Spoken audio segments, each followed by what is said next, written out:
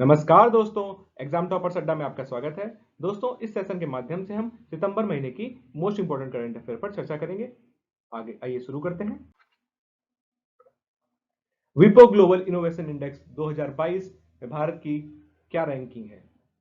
तो दोस्तों, भारत ने 132 देशों में से 40वां स्थान प्राप्त किया है। विपो world intellectual property right organisation के द्वारा ग्लोबल इनोवेशन इंडेक्स 2022 जारी किया गया। इसमें स्विट्जरलैंड, अमेरिका और स्वीडन, यूके यूनाइटेड किंगडम ने सबसे अच्छी रैंक प्राप्त की है।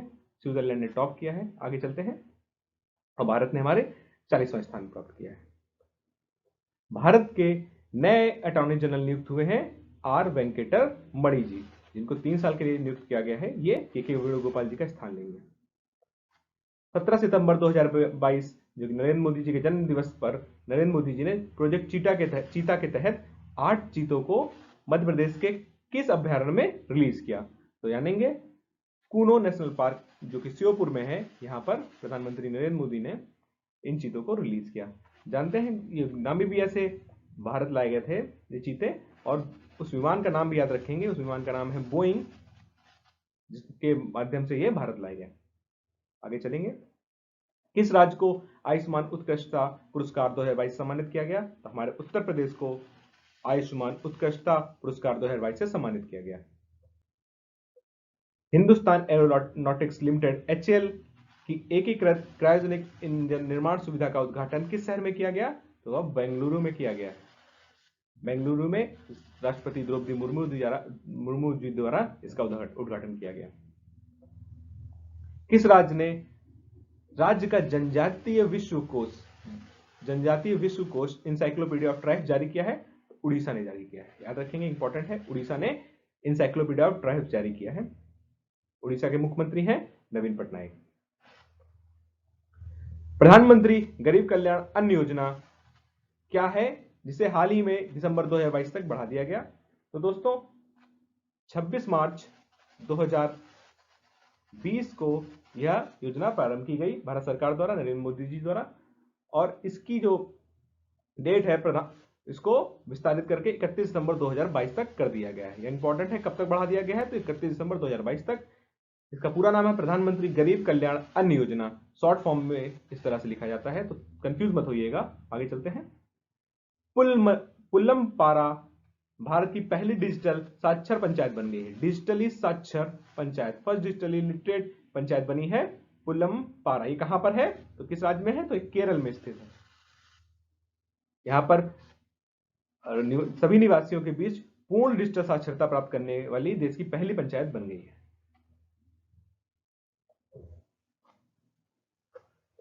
2026 तक राष्ट्रीय स्वच्छ वायु कार्यक्रम के तहत शहरों में पार्टिकुलेट मैटर PM मैटर जो होता है उसकी सघनता कमी का लक्ष्य कितना रखा गया है?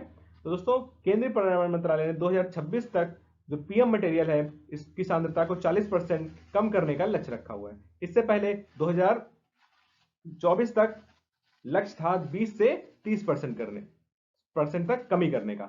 अब इसको बढ़ा करके 2026 तक 40% तक की कमी करने का लक्ष्य रखा गया है। तो इंपॉर्टेंट है, याद रखेंगे। आगे चलेंगे।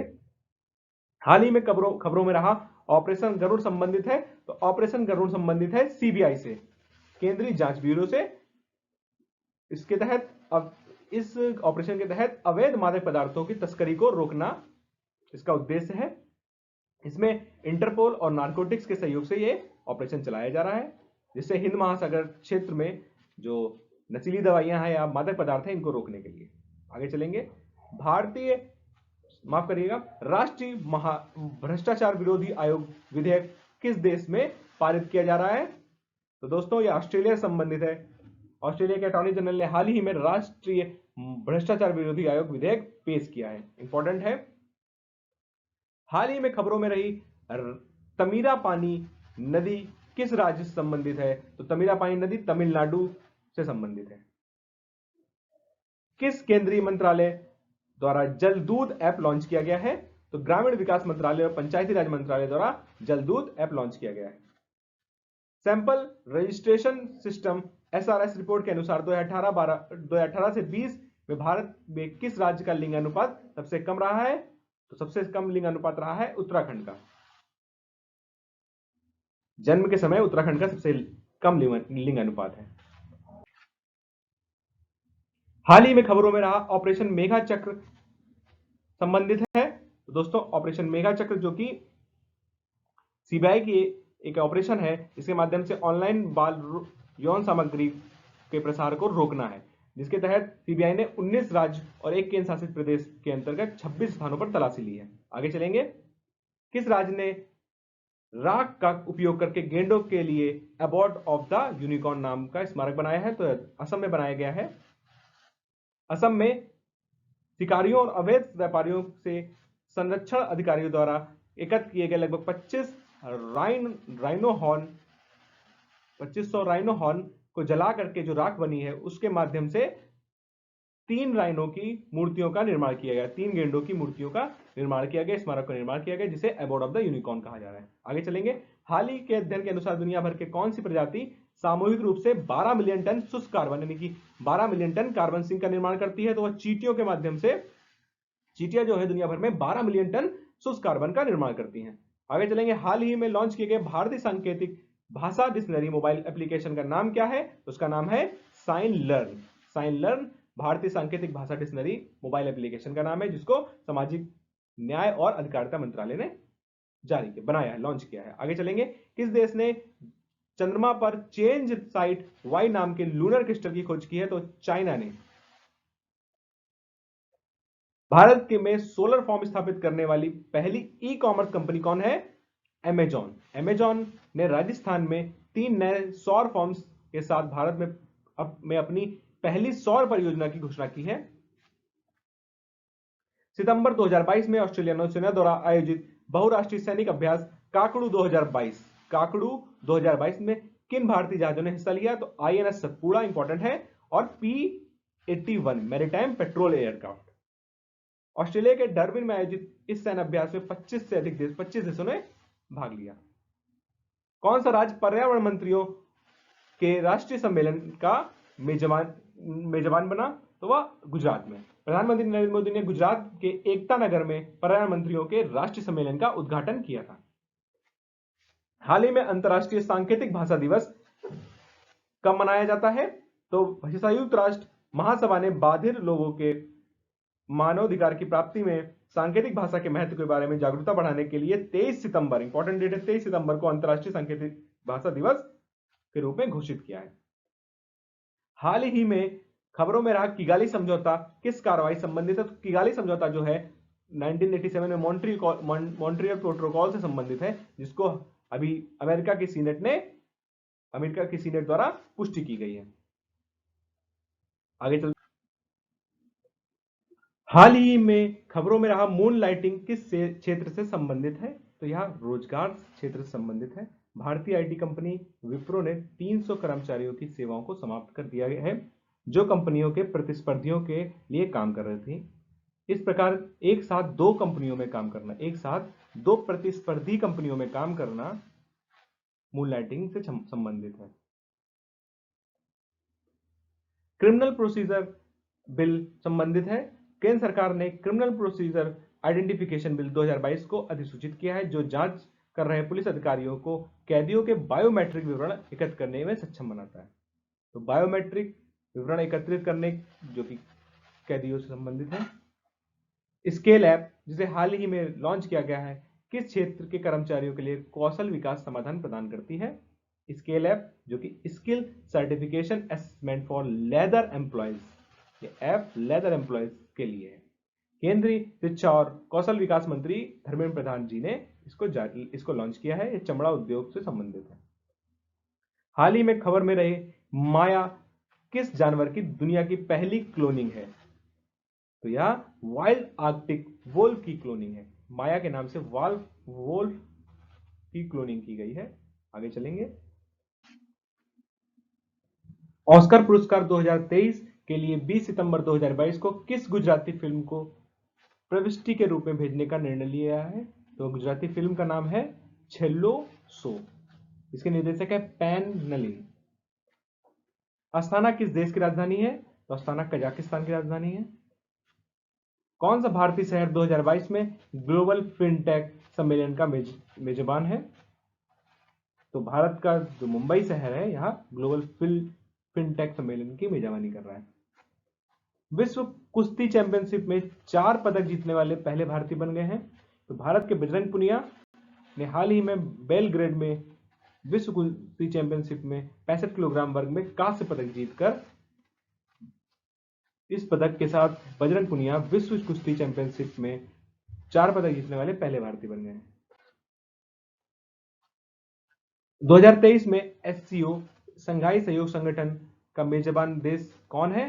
तो एससीओ का मेजबान देश 2023 में भारत है, जबकि 2022 में उज्बेकिस्तान के समरकंद में आयोजित हुई एससीओ की बैठक में भारत ने भाग लिया था। भारत के प्रधानमंत्री नरेंद्र मोदी ने भाग लिया था। वहीं पर डिसाइड हुआ था कि अगली मेजबानी भारत करेगा। संघाई सहयोग संगठन के कुल 8 सदस्य हैं। 8 सदस्यों में 6 सदस्य जो कि संस्थापक सदस्य हैं, जिनमें चीन, कजाकिस्तान, किर्गिस्तान, रूस, तजाकिस्तान, उज्बेकिस्तान है। भारत और पाकिस्तान 2017 में इसके पूर्ण सदस्य बने। राष्ट्रीय राजभाषा कीर्ति पुरस्कार विज्ञान प्रगति पत्रिका को प्राप्त हुआ। विज्ञान प्रगति पत्रिका जो है वो वैज्ञानिक और औद्योगिक अनुसंधान परिषद द्वारा जारी की जाती है, सीएसआई द्वारा जारी की जाती है। द ग्रीन फिन हब्स पहला वैश्विक समुद्री पर्यटन उद्योग मंच किस संस्थान से जुड़ा है? यह यूनेप से जुड़ा है। द ग्रीन फिन हब्स पहला वैश्विक समुद्री पर्यटन उद्योग मंच जो कि यूनेप से संबंधित है। पहला वैश्विक समुद्री पर्यटन उद्योग मंच है यह पहला द ग्रीन फिन्स। किस राज्य ने भारत की पहली सरकारी स्कूल छात्रों के लिए नाश्ता योजना की घोषणा की है?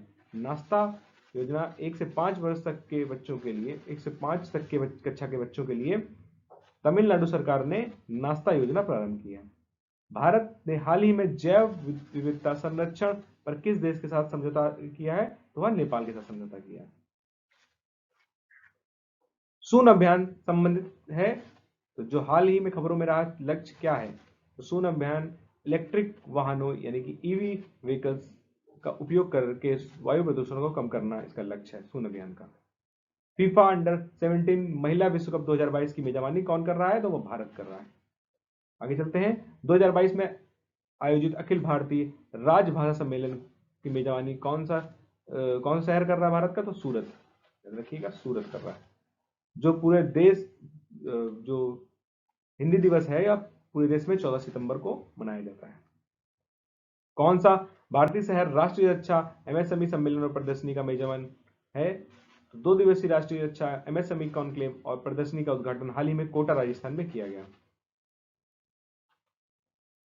यूएस ओपन टेनिस टूर्नामेंट 2022 का विजेता कौन है? तो स्पेनिश टेनिस खिलाड़ी कार्लोस अल्कराज ने यूएस ओपन के फाइनल में नॉर्वे के कैस्पर रूड को हराकर पहला ग्रैंड स्लैम जीता, जो कि यूएस ओपन।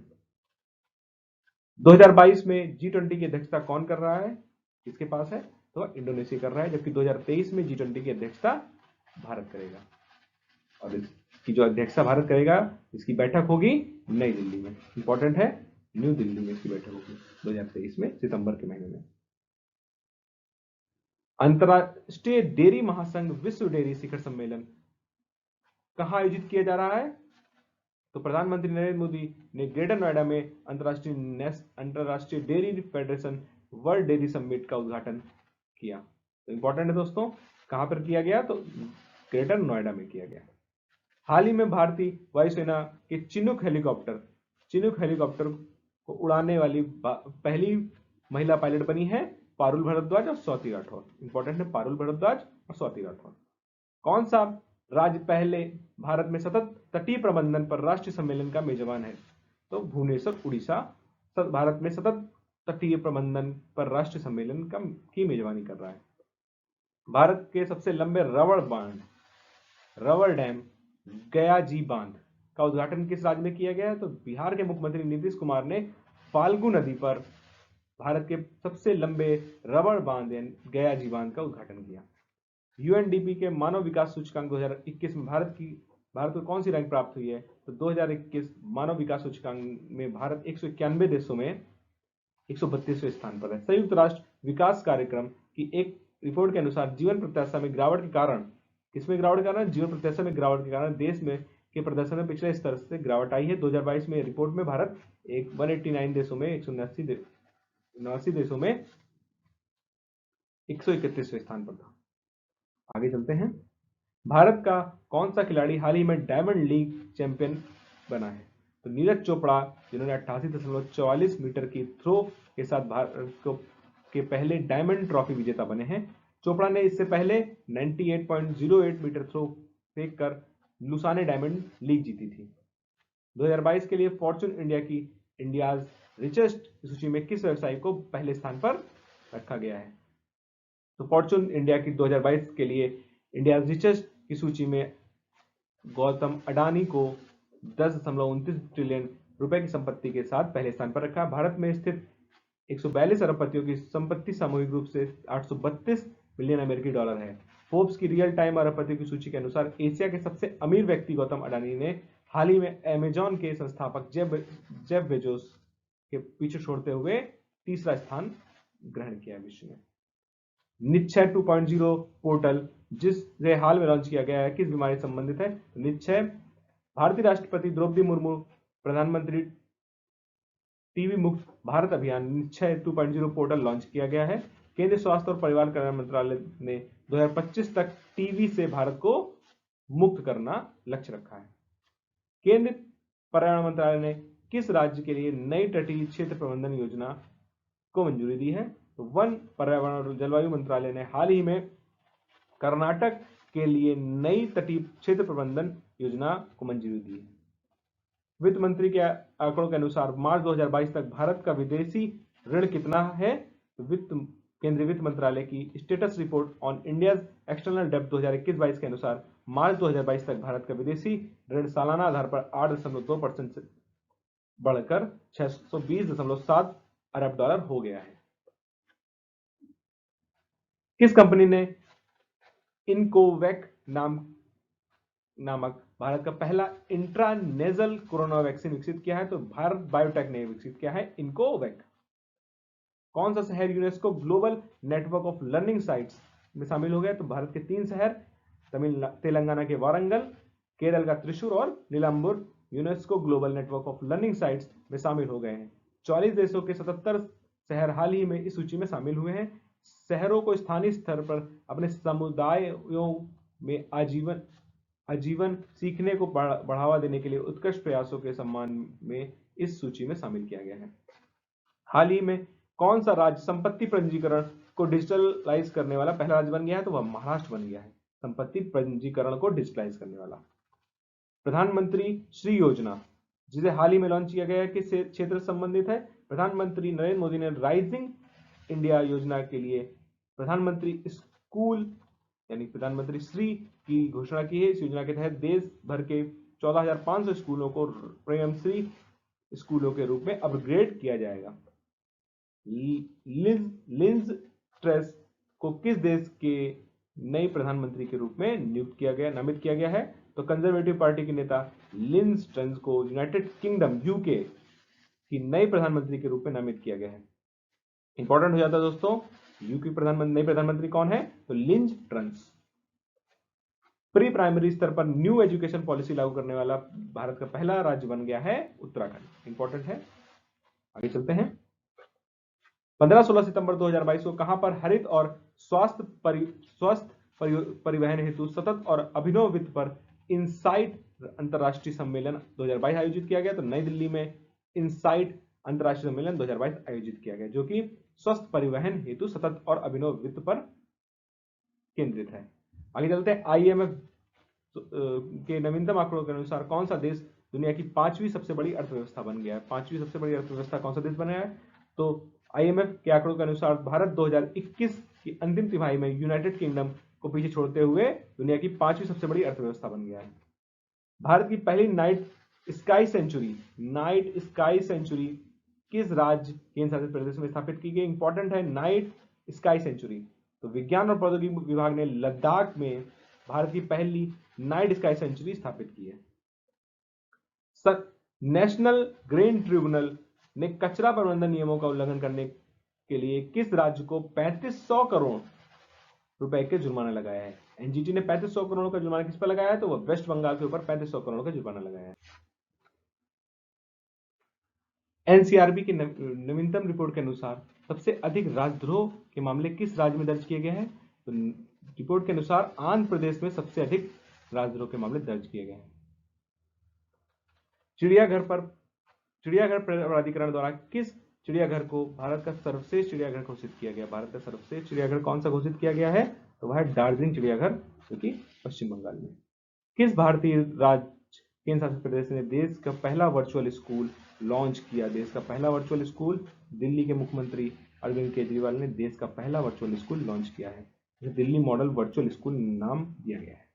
सितंबर 2022 में चौथा साइबर क्राइम इन्वेस्टिगेशन एवं इंटेलिजेंस समिट 2022 का आयोजन कहाँ किया गया था?